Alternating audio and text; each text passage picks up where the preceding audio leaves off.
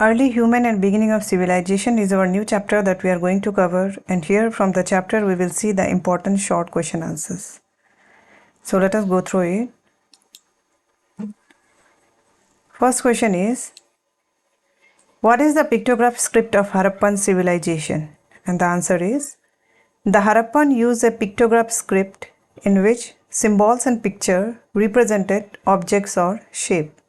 This script is found on seal, pottery and tablet, a flat piece of clay. It has not been deciphered, so its exact meaning is still unknown.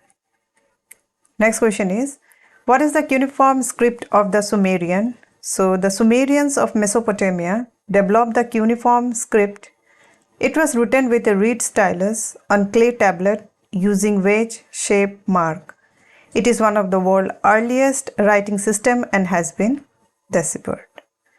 Next question is, what is the difference between biological and cultural evolution? So the biological evolution, it refers to changes in the physical and genetic characteristics of human over many generations. Second point is, it happens through natural selection and heredity. Third is, it takes thousands or millions of years. Example, early human gradually developed a large brain and began walking upright. Cultural evolution, it refers to the changes in the way people live, think, and behave over time. It happens through learning, sharing, and innovation.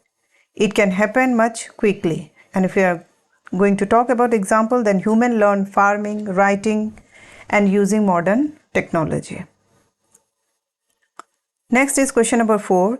Describe two major phases of human migration. So, the first phase of migration took place about in many regions outside 2 million years ago when Homo erectus became the first hominin to leave Africa. They migrated to parts of Asia and Europe and carried stone tools such as hand axes and clavers. These tools have been found in many regions outside Africa, proving their movement.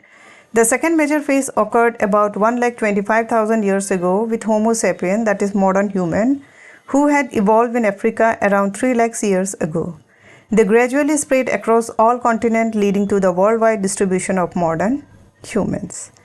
Next question is, what is the importance of stone tools in human evolution? So stone tools were first made by the human ancestor about 3.3 million years ago. The invention of this tool marked the beginning of human behaviors. The tool acted as extracorporeal limbs, extending the abilities of the human body and making difficult tasks easier.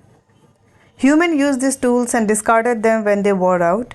Many of these discarded tools were later discovered by archaeologists and provide valuable evidence about the life of early humans. Okay. Now, question number 6 is, describe the earliest human settlement in the Indian subcontinent. The oldest human settlement in the Indian subcontinent is found at Athirampakkam in Tamil Nadu, dating back 2 million years. Another important site is Isampur in Karnataka, which dates to about 1.5 to 1.7 million years ago. Archaeologists have discovered animal fossils and various stone tools at this site, showing that early humans lived here. Next, how did Neolithic period contribute to the Indus civilization? The Neolithic period contributed to the development of the Indus civilization by introducing agriculture, animal domestication, and settled village life. Neolithic people learned to grow crops, keep animals, make pottery, and use improved tools. This development created stable food supplies and permanent settlement, which later grew into the large urban center for the Bronze Age Saraswati civilization around 3500 BCE. Question number 8 is, why is Mesopotamia called the land between two rivers? Because it was located between the Tigris and Euphrates river. This river provided water for farming, transportation, and supported the growth of early cities and civilization. The name Mesopotamia comes from Greek word meaning between the rivers. And question number 9 is, explain the Egyptian calendar. The Egyptian calendar was one of the earliest calendars developed by the ancient Egyptians around 3000 BCE. It was a solar calendar with 365 days in a year. The year was divided into 12 months of 60 days each, with 5 extra days added at the end of the year. The calendar had 3 seasons: Aket, that is the flooding season, Peret, growing season, and Semu, harvest season. It was mainly used for farming, religious festivals, and administrative purposes.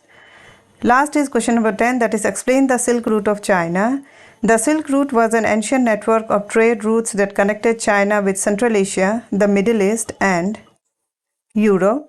It was established during the Han Dynasty. Chinese silk was most valuable goods traded along this route, so it was named the Silk Route. Traders also exchanged spices, precious stone, metals, and ideas such as culture, religion, and technology. The Silk Route played an important role in developing trade and cultural connection between different civilizations.